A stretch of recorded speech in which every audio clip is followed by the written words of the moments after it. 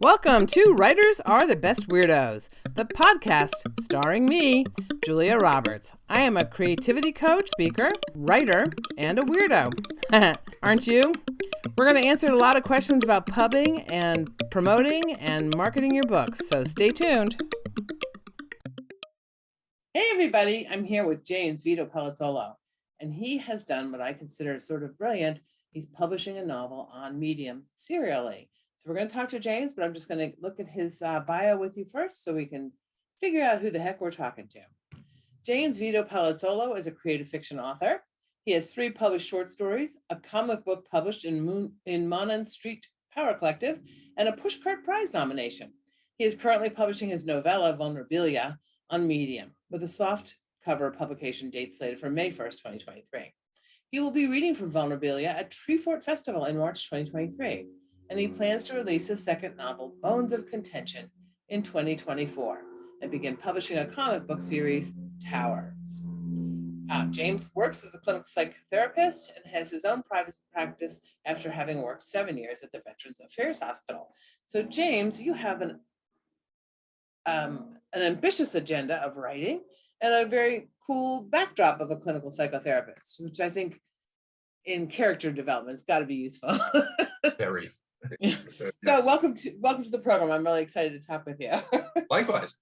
So, and I also, before we even get started, I'm just gonna have to say VULNERABILIA. What a great name. I just love that it puts vulnerability, which is vulnerability has a sort of like it makes your heart go, whereas vulnerabilia makes your heart go, huh. So those two, and I think I said that beautifully. It does. And I hear what you're saying, and thank you. I think those two together is just an amazing, portmanteau, so to speak. But it isn't really. But anyway, so how'd that come to you? Just manifesting is the best, shortest answer. I was thinking a lot about the title. It had several titles before that, and I just did introspection about what the novel's theme at its heart really was, and it really is about being vulnerable especially in very much modern world, especially with the amplification of media. The book's a dark comedy about American addiction to entertainment. The thin line, well, the blurred line now between art and reality. And I shoved the characters through a lot of vulnerable situations. I was thinking about that, and then I just thought about, what it must be for a person who's nostalgic, who has nostalgia for not having to be worried so much about vulnerability in a hyper-mediated, amplified social media world. And it just converged in my brain. I got lucky, really. Like those 2 words, memorabilia, nostalgia, and 3 words, and vulnerability came together. And vulnerability. I hear you. You got lucky, but you also just brought a craft to that. You worked on it and you recognized it. You know what I mean? Like those are 2 different, those are things that not everybody can do and that your brain was attuned to do. So I still got kudos. I think it's a really great title. So I appreciate Thank you. I'm getting a lot of positive feedback about the title, Just That, like from the people on Medium. Literally, many people have come out of the woodwork, and I didn't realize. I was happy with it, but I didn't know. And people are just telling me over and over again, like, what an amazing title. I love this title. So like that feels good. And it feels like the book's got even more of a chance, momentum-wise, if people like that name on the front of it. Well, yeah, you really do judge a book by its cover. I don't care what anybody says. So there is that, but it's also that cleverness, which makes me feel hope about the author or about how you write. And that's another thing that a title really delivers. And so often you didn't write your own title. So often the book publishing house wrote your title. That's true of my book, Motherhood to Otherhood. They came up with that title. They came up with Otherhood with the M crossed out. And I just wanted it to have the word mother in it so that people would be able to search it or find it, and it would be alphabetized under M. So I lengthened it to Motherhood to Otherhood, which they objected to, but so the theory is the basic theme still was their idea. So this one really does reflect on you in a very, succinct way.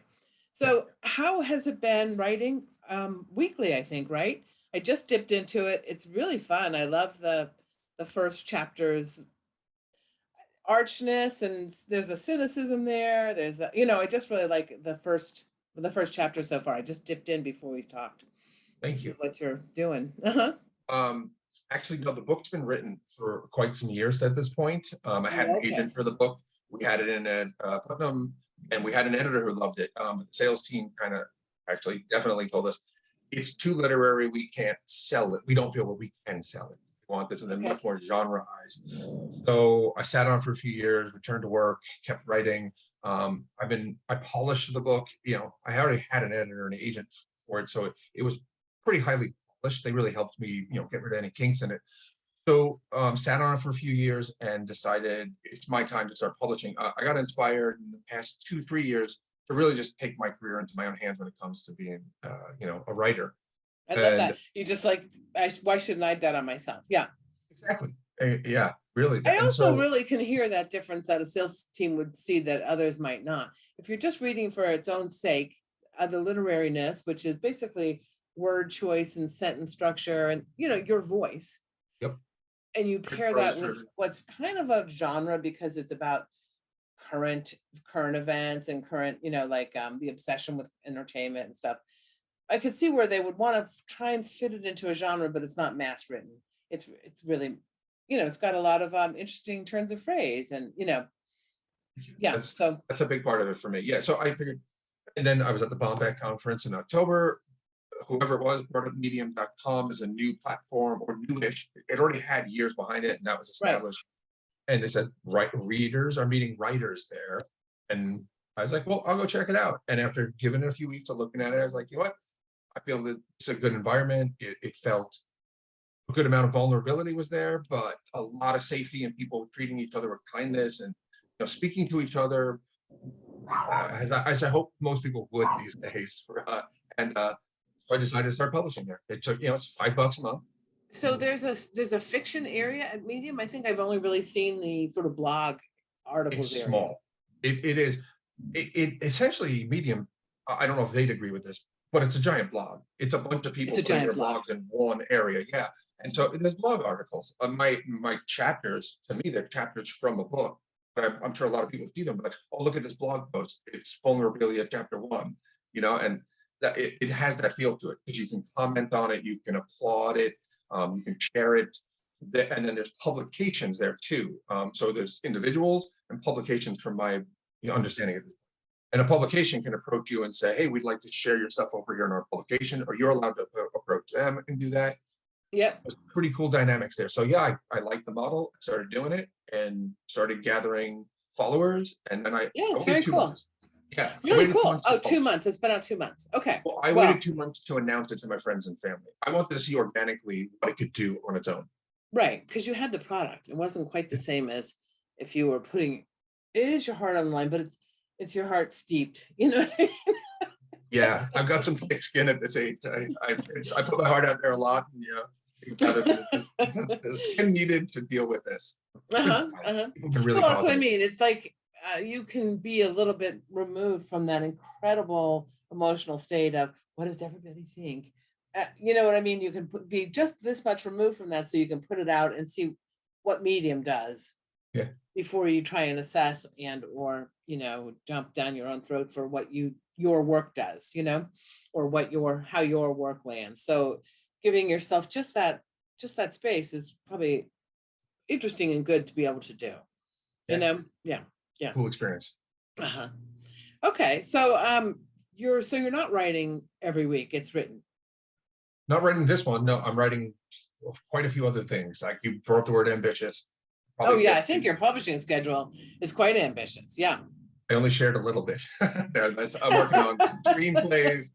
I'm working on another novel. I have a novel. That second novel, Bones of Contention, actually finished. Also, I had an agent for that one too, the same agent. Mm-hmm. And so that one's kind of in the can. I want to polish it up some more. That one I think is a bit outdated, and I want to just do some changes to it, but not much. So I know that I've got something on deck that I can say, hey, look, I'm not a one-hit wonder. There's definitely something coming. I mean, a lot of publishers take two book deals, especially if it's your first published book, because they don't want to have a hit of some sort or a semi-hit and then put the hit out to somebody else. So if they get you here, they want to take advantage of here. Yeah. Fingers 2 book deal is not that uncommon. Yeah. Oh, that'd be great. 1 book and then a 2 book deal. So it ends up being 3. Not so much because it's a series, but because they want to make sure that if they've helped you boost and you're going, they're the ones reaping the profits, not some other publisher who scoops you up. I can understand that. Yeah. Makes sense. And whatever agent shows up to hold my hand through whatever might come next. So yeah, I understand that, they're helping me. I want to help them. And well, an agent definitely should help you guide your career. I mean, they make money based on your sales and your sales to publishers and your sales to consumers. So, I mean, they really should be helping you figure it all out, strategizing it. They should believe in you in that way where they can say this is what you should be writing, or this is where you might go with that, but it's still you're still the writer, right? yeah. But they understand the marketplace in a way that we hope not to have to. Yes. Yes. Medium in a way does a lot. I don't know, does a certain segment of the work for me in terms of agents. What I heard also Bombay was that agents are going there and looking and saying, oh, I didn't know that. So agents are going there looking, especially in the fiction area, because it's smallish. It's still manageable. totally. You're making me go, what could I publish? I mean, I publish my blogs there periodically, but I mean, I'd like to be in the fiction area with what though? Another thought. I have to hang up now. Go get it. Yeah. I gotta brainstorm now. Oh God, these interviews are just like half fun and half like a little alert in my brain going, oh, I'm not doing that. I gotta take notes. I'm looking forward to hearing what everybody else you've interviewed has to say, because I looked at what they're going to be talking about. And I want to learn about all that. It's a wide array of good stuff. I'm loving this season. Yeah, in this podcast in general, I've learned a lot. I can't tell you how many times I've thought, don't take notes, you're the interviewer. Yeah, you can take notes later. Your head goes like this. Oh, funny. So, okay, what about like a book cover or graphics or photography? Do you a lot of medium asks for that? Are you doing that as well? Yeah, I'm working with a graphic designer presently. I've known the guy for about 20 years. We used to work together in marketing. He's phenomenal. I love his art. And we have a rapport where I know he and I communicate. I use words, he uses visuals, and we can put it together. We used to work as a team for the client, and I do the word part, he did the visual part, and we were great at it. So how does that show up in Medium? What does Medium require of that? What do you have to have when you get started? I couldn't say I know what they want, but they do coach people who sign up in our publishing. They tell you, right, like their top 5 list of like what you should do. Say include an image with everything you post, and I wasn't doing that because I thought, oh, this is literary fiction. I'm just going to let it be that. And then I got approached by somebody, and I'll come back to the graphic designer here. I got approached by someone who's writing I Loved on there, and she's hysterical. So we just started talking, and she said, hey, I got a publication called Chapter 1. Why don't you share this over there? Told me how to do it. That's a win. In her top 3 list, she's like, can you add an image to your first chapter? Right. And it's like, you don't say no.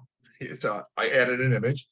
And so I did that. So with the graphic designer, once where did you find an image, or how did you decide what image? Or I came up with what I wanted, basically. It has to do with themes in the book and characters from the book and stuff. And I pitched it to Kevin, who's the graphic designer. And he gave me a little bit of tweaking like he does, and and we dialed it in. And we're meeting Monday for lunch to see the first drafts, and that's it. Yeah, that's how we got started. That's an image that represents your first chapter, or that's like a book cover?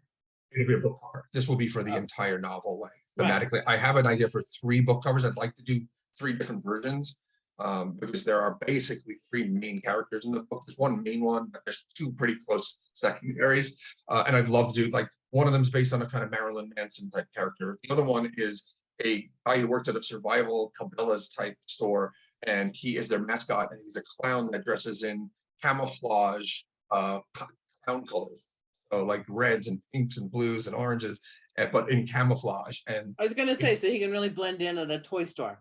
Exactly. The irony of it, right? It's just right there on the surface. That's how I want it to be. And thank you for, but the cynicism in the first chapter is something that is intentional, because I want to resolve cynicism. I don't want the book to be cynical and maybe some satire, but I really want it to be that more holistic thing. David Foster Wallace talked a lot about this type of stuff, where the 90s TV type stuff was very cynical, and what came later resolved that in terms of it's still got some cynicism, but it's an issue to be resolved rather than just leave it hanging and no resolution to it. That's Yeah, I mean, I think it was cynicism in the sort of realist way, but also I think a lot of us who are going to have an arc in our books are uncomfortable with the beginning, because here's our worldview is whatever it is, everything's coming up roses, yeah. but your character can't start there or there's no story. So Yeah. I think we're often, and I think it plays well to the reader. We're often a little uncomfortable in the beginning, and I think a reader should be a little uncomfortable in the beginning. I agree Otherwise, with they're you. not likely resonant with your ultimate message. Yeah, You I want it know? to be Yeah. effective. Yeah. Yeah. You want them to be influenced. And so you start by getting them off the dime a little, you know? Mhm. I'm with you Yeah. 100% on that. Yeah. I mean, we can't tell a story of what we think should be. What, you know, Yeah. it's basically, I guess, a painting. You know, it's one story. It's not like an evolving arc. Yeah. But anyway. So but Medium thinks you should have a picture with each post, which is where I thought you were going with it. And you don't have a character, it's not a movie. So I Yeah. was curious what you might, but you're not doing that per se. I wasn't doing it, but it's been recommended enough. And now that it really was strong that I met someone who's been on there a lot longer. She's a great writer. She's got a publication, and she said you should do it. Like it Yeah. does help. I know that humans are visual creatures, but I thought in the literary sense, it's all about the words. But now, no, I'm going to be adding an image to each chapter, just one. And there are And things how that do you are find them? What do you think about? actually Medium gives you a link to say, hey, you can go find free images here, and then you can Oh, type okay. in keywords. So like, there's a symbol from the first chapter, like, oh, well, I'll use that and look up, and I found something, and I was like, oh, And I it's like nice, that then image. your photo actually teases an idea, Yeah, and without being clear why that picture, exactly. Yeah, you Mhm, got mhm, to mhm. read, and you'll figure it out, you'll put it together. Yeah, but it teases that idea, which, like anything else, is a draw. Right. Yeah, and it has that visual cue. It's like, well, if that's the image symbolically in the chapter, and the image is right there, I would think in people's brains, it'd be like, well, then that's important, right? Like that it's simple, but Yes, it it would would have double you down look, on it. it would have you look for it. Yeah. Now you have the little tell in your brain that this is what's important. I'm going to look for that. Mhm. Yeah. So you're going to bring out the paperback May 1st. That's really That's the coming right goal. up. It's looking good. Yeah. You got layout to be done also. That's a lot. Yeah. So you won't have finished publishing the chapters yet, or you will have finished publishing on Medium, or My Medium goal a was to tease and publish, jump? it was half the book is what I wanted Uh-huh. to publish, and then release the paperback at that point, so that people would be familiar with it up to that point, and then be able to purchase the paperback and finish it that way in their hands. Do you have like a tip jar, or is there a tip jar on Medium? Is that possible? Can people pay what they They have a want? Or- partner program. I don't know about a tip jar. They have a partner They have program. for how much applause you get, right? Yeah. Mhm. But the partner program after you pass 100 followers, so this would be great for people who are thinking about this. If you pass 100 followers, you're allowed to apply for their partner program, and then you have to be approved. And once you're approved, that's how you start earning kind of pennies and dollars on your writing. But there's a part of it that didn't work for what I want to do, is that then you have to put your writing behind a firewall. So that, and I might be using the wrong term, but it's No, behind. I hear you then. So like, then anybody who wants to read it has to pay the $5 per month to get in. And I don't in any way have any problem with that dynamic at all. But for me, I want my writing to be totally 100% accessible to anyone who lands there. If I put it So, behind and the it really firewall, is pennies and dollars, not, you're not really foregoing much to keep it out in front of the firewall. not for my goals. No. For people I know who are being paid by a medium, it tends to be something like $7 or $8 a month, which, isn't worth giving up. What you have goals, and you're strategizing for meeting those goals. Maximum people is the goal. Yeah. Mhm. Yep. Very cool. So how are you getting it published in May? Is it through an agent? You've already shopped this one, right? This was shopped a couple years ago. This was shopped years ago. Yeah. Self-publishing, gonna do it through Amazon's platform. That's the first goal. I don't know too much, but I know Amazon exists, Barnes and Nobles. There'll be an EPUB of it and a Kindle version. I'm going to tell you, there's a couple people in this season who talked about book launches, and there's a lot that can go into it to make it more successful. Among them would be just collecting some 25 reviews within 3 days. So that's by having a book launch team that maybe it's 100 people that you send a PDF to, so that they're ready to review on day one. If you send it to 100, 40 will review, or 30. You know what I mean? You'll definitely have off. You'll have people who fall off. But it's a really good way to have Amazon understand your book algorithmically and push it up in the very beginning. Yeah, in the very beginning. So for a little while, it doesn't know if you're famous or a great writer or not. So it goes by reviews. Okay. And then it shifts to I learned about Kirkus Review, or I know about Kirkus Review, right? Like on so many books. But I learned that you can submit your book to them for a fee. Everybody does, yes. And then if you get, it's like $549 right now for 500 words. If they'll write back to you with 500 words, and if 6 or 10 of those words, are really nice, you can use that for the back cover of your book, and then you can say a Kirkus Review, and that's the business, right? That's what everybody people does. do. They're credible. They're never going to give you a blow up, smoke up your skirts kind of review. Yeah. So they're credible in that way, even though they're paid reviews. But I mean, everybody knows they're paid reviews, and yet everybody gets them. Every publisher submits for a Kirkus Review. So it definitely holds that credibility and holds that status, even though it's a paid review. Yeah. That's part of my plan. Yeah. And I gotta look into this book launch reviews. That sounds great. I think, there's a couple of, I know I talked about it yesterday with Brittany Plumeri. I talked about it with Stephanie Mojica. I haven't talked to her yet, but that's really her stock and trade, the book launch. So, there's more than I knew, and I did what I thought was a lot for my Right Without the Fight book launch. Yeah. Yeah, I don't have too much time left. I know that I've been feeling the busyness of getting this all done, but you still have April and May. What do you have? March, April, May. That's a quarter. Yeah. You could still. There's plenty. It's in terms of what the graphic designer and the layout guy said, they're like, "Oh, you have plenty of time." I'm feeling a little bit like, "Wow, I've actually time to publish a book." Do you have? But it's the marketing that takes time. Yeah. It's I mean, Jane Tabachnik is a guest who talks about media, and she talks about like the long lead media is the story of James that somebody might read in Vanity Fair or something, and it's a long in-depth. Those take 6 months to a year, which is why traditional publishers give you a 1.5 year window, because they're going to do the long lead pitch. They're going to do that. But no, I think the long lead pitch on a self-published book is pretty unlikely unless you have a really good hook, So, but you can still do the short lead, which is especially locality where you live, locality where the book takes place. And, she went into all sorts of things that you might pitch in advance of launch and to get media. And anyway, I didn't mean to turn this into a episode about other episodes. Oh, that's great. What do they call that? A bottle?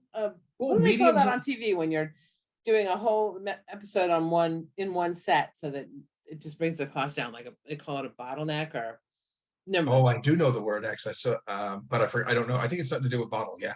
Yeah. Anyway, so it's like that. We're doing a completely referential within this, So meta of us. Yeah, we're cool. The podcast will be back in less than a minute. Writers, does this ever happen to you? You can't write, though you try and try. Whoa! Writer's block just knocks you down. It doesn't have to be so flingin' hard. Join the Mighty Writers Club. We write together up to 5 days a week. We have a coaching and creativity training 2 times a month. You get your writing done in a community. We're with you all the way. Act now. Join us before you end up like her. Be mighty. The Mighty Writers Club. Find us at go.decodingcreativity.com/mighty.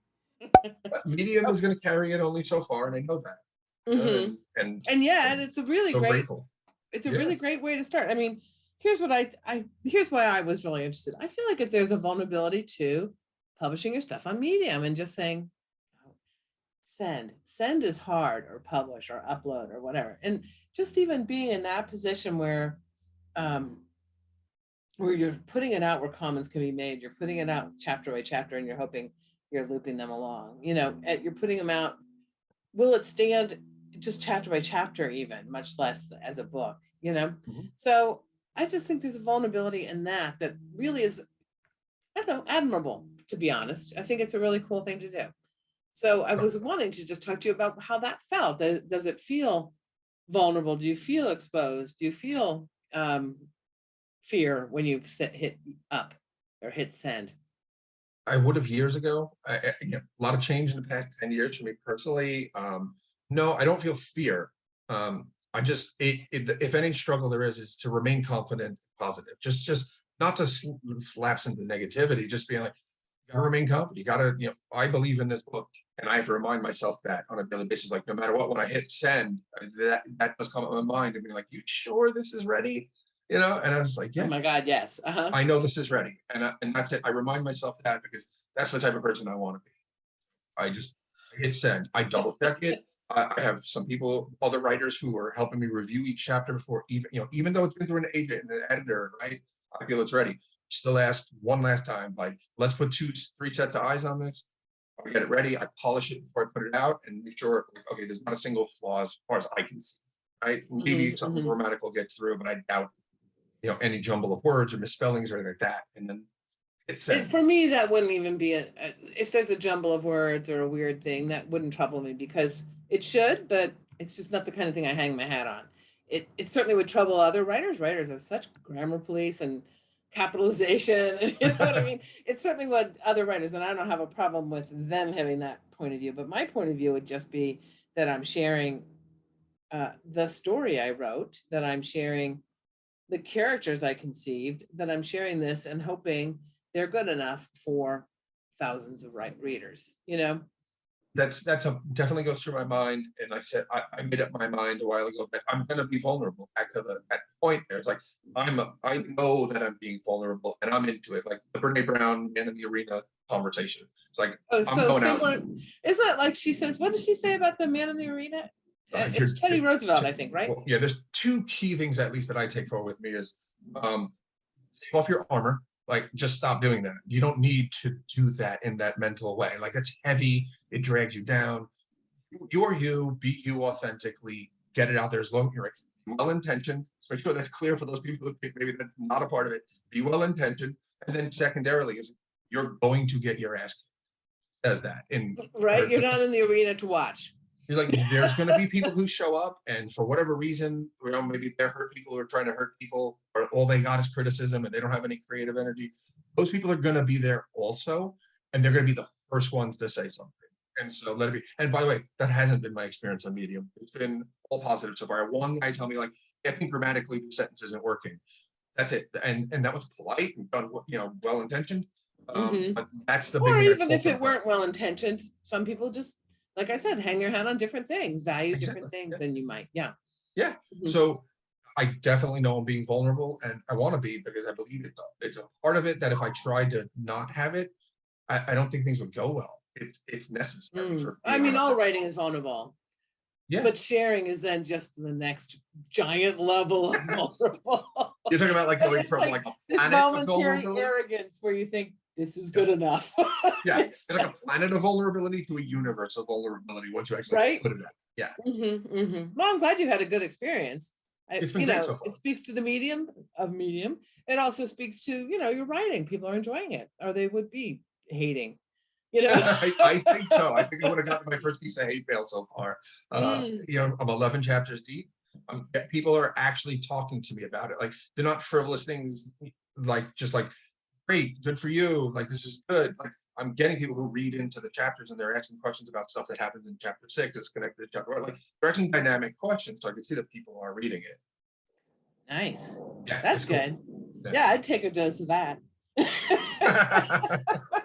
I'm not used to it. It's really new, and I'm just letting it be and enjoying it. It is a good thing, though, isn't it? Like, yeah, I mean, even just like your blog or your email, if people respond to it, if you get a little, hit reply and somebody goes, I really needed this today or whatever, it's pretty awesome. And then sometimes you get something like, this was not inclusive. and you feel bad a little bit, but you're glad somebody told you that instead of just whatever, unsubscribing or hating on you or whatever heck. So this was Yeah. not inclusive. I've gotten that before because because I feel to be constantly whatever, No, or because it doesn't occur to me to be that this is that's not inclusive. Yeah. and Mhm. right. The I did next get that phase comment. can be. You can see I'm That's still a little taken aback by well, that, what you were talking about a little earlier, that the like that you get, right? I mean, that's what Facebook is. It's always been about that. Someone can say like, and right there, endorphin rush. People feel validated, right? And they want more. So it feels great, and I'm enjoying it, and But I I'm mean, being that's a very little bit responsive. what your book is about too, though, that addiction to Yeah, in response, there. that addiction to Yeah. endorphin And then you got or to, character stimulation. wise, you show some characters who have an unhealthy addiction to it, other people who manage it well, other people who don't really understand it. That dynamic's in there. I don't do too much deep in terms of social media. It's more about the presence of certain things. I'll be candid. Reality television being considered entertainment to me is highly problematic, and I think it's done some damage culturally in the American sense of culture. And this Everything. comes out of your psychotherapy practice or just your personal No, this relationships comes with out of me? here Yeah. and just watching the world. I remember when The Real World came out on MTV, and for me, that was pretty much the benchmark. It hadn't been done before. Maybe so there were some ways. Maybe the French did Survivor. it first. I don't know. Survivor was the first reality show. You don't think so? I don't know. I don't know. I won't say that I know.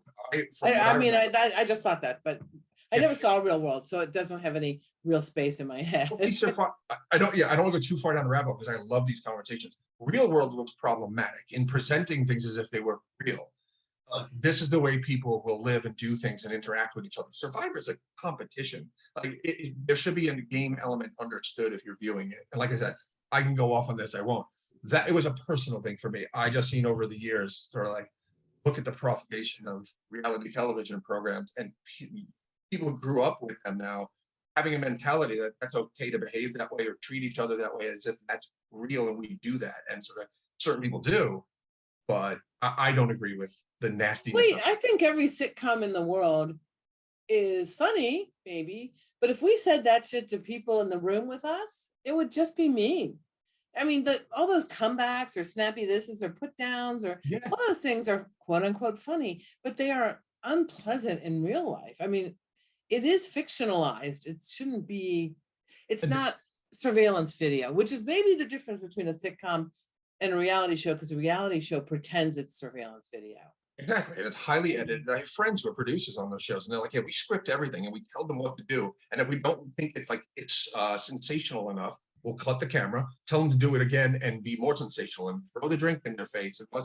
And Yeah, what yeah, you're yeah. talking about, social media took that up to an amplified level in the past 15, 20 years, where it's like that nastiness that seems funny in the sitcom, which wouldn't be in the real world, is now amplified. And that's what I play with in the book, is that sort of Yeah, like, yeah, yeah. I mean, I've often thought like, I mean, even if you just go back to Mary Tyler Moore, which I just happen to be rewatching right now, but oh, how right. mean Cloris Leachman is to, who's Phyllis, I mean, is to Rhoda Morgenstern, who is, Mary's upstairs neighbor. If and vice versa. If anybody really did that, Mary could not stand in the room and just be like okay with it. No. She'd be like, Cloris, like what? Yeah. Or what's her name, Phyllis? It would just be, it would hurt. It would hurt all of them involved. Yes. And being vulnerable, is closely knit with being hurt and how to deal with hurt and manage it, right? Not lapse into fear or sadism or anger. And sorry, now is my psychotherapy brain coming out. But those are things that I'm playing with in the book, is that sense of, is this entertaining? Because it's dangerous if that's entertaining. Well, that every sitcom ever is like that. But it's entertaining because what? Is it a fantasy flight that we wish we could say that stuff? Or is it entertaining because they keep getting away with it and we wish we could? I'm just like, why do we escape into those stories that do that? I mean, just, now we're down a rabbit hole for sure. But yeah, yeah, it's like, man, I could go. I love this conversation. Where's our next rabbit hole? So back to the title. Thank you. Yeah, it's vulnerable. It's a Vulnerabilia, essence of the yes. book. Yeah. Well, I mean, I just think Well, I've already said about the pairing of those two sensations, vulnerable and bilia, is just in and of itself going to create confusion. What am I supposed to feel? In and of itself, it pulls you back. So I just think that's why it's brilliant, without even being, and yet it's simple and understandable. You know what I mean? It's not like, it doesn't even seem like a new word. It seems like, Cool. yeah. This is great. Yeah. Great feedback. I'm trying to think if there's anything else about medium that I've experienced. I mean, I don't know how much time we have left, but Yeah, we have a few if you come up with another thing or two. we talked about the images. You can do keywords every time you publish, at least in terms of what I've been publishing, you get to put 5 keywords and it shows you the volume use of that keyword. So if like fiction, I think there's something like 217,000 references to fiction somehow within at this point. So when you use it, it's keywording. You have to compete with 17,000 people. I didn't look at it as competition. I just looked at it as if someone goes looking for fiction. I see what you're saying. They would. I mean, 17,000 people are looking for fiction, which is good. But if that were 170,000, you might just sink to the bottom. 17, I think, is healthy. Yeah, I would think. If you're doing Insta, which has just volumes more people by comparison, but if you're doing an Insta hashtag, you want to sort of be between 100,000 and 700,000, because by the time it gets to like 1 million, you really can't compete. Makes sense. Things I didn't think about. Yeah. Yeah, if it's below 100,000, it's just it's a weak little hashtag, unless it's your own, like, so that everybody can find the tweets on that subject, or everybody can find, if it's like hashtag, as I'm doing on this one, WRTBW, Writers Are the Best Weirdos podcast, then that's your own. It's going to have the 15 or 20 of us hashtag it, but, alert. Yeah, but at least it helps us find each other, right? And maybe this because you said you're on Medium, is that people can highlight your content, or you could highlight others. Literally, you could be reading and you highlight it, and then it gives you the option to sort of do 4 different things. And one of them is like you could leave a comment on that specific part of someone's article, and it just, again, it's that sort of thumbs up in a way. If I log in and I see, oh, someone commented, that's it's really cool that, like, oh, someone read this far, read that sentence, liked it, and wanted to say something to me about it. And I can actually talk back to them in either a private message or a public message. That's a pretty cool dynamic too. I've been liking that. But they can also tweet it, or they could also Facebook it, or no? I think anybody can grab the link and do that. I don't think it. No, so it's not part of that highlighting thing that you were just referring to. That's what I thought you meant, maybe. No, not That's the way I I'm thought you were recalling headed. it. So yeah, okay. No, it's more like it's in there in Medium, and I don't. It just it feels nice to be like, oh, someone took the time to say something positive about this. I'm gonna now start a conversation. I will say, we often, like, if we're reading something, whether it's ours or somebody else's, we'll go to what we don't like, because it's just human nature. We're 4 times more likely to go to the little thing that is bothering us, the capital letter, the period, the stupid, passive use, whatever it is. We'll always do that. And I think that's what you hear more of. You hear the complaints, but very few of us know what's good about our writing. And very few of us get that I love this thing, so that we get a better sense of what's working instead of what's not. And so, I mean, even for ourselves, if we were just to read with that positive spin, it would help enormously. But if others were able to just highlight it and say, this is beautiful, I love this. Because you don't even necessarily know that was an exceptional sentence. And you certainly don't know how many people that might impact, But often, we take for granted what we do well, and we don't even recognize. Yeah. Mm-hmm. Why I have a profession in psychotherapy is like, lots of us do that to ourselves and beat ourselves up and say, well, it's the number one thing we resolve and work on in therapy is sort of like, you've got negative self-talk, be simple. Like we're going to change that to positive self-talk, create new habits.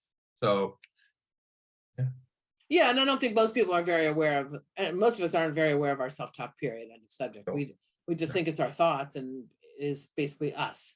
We don't understand there's distance between. Yep. We don't understand that there's a distance between that thought and whoever we actually are. Yeah. So I mean, that's also the stuff of coaching, without the regressing or going back to causes, or because that's really outside of our domain, outside of our abilities. That's where you have to step in.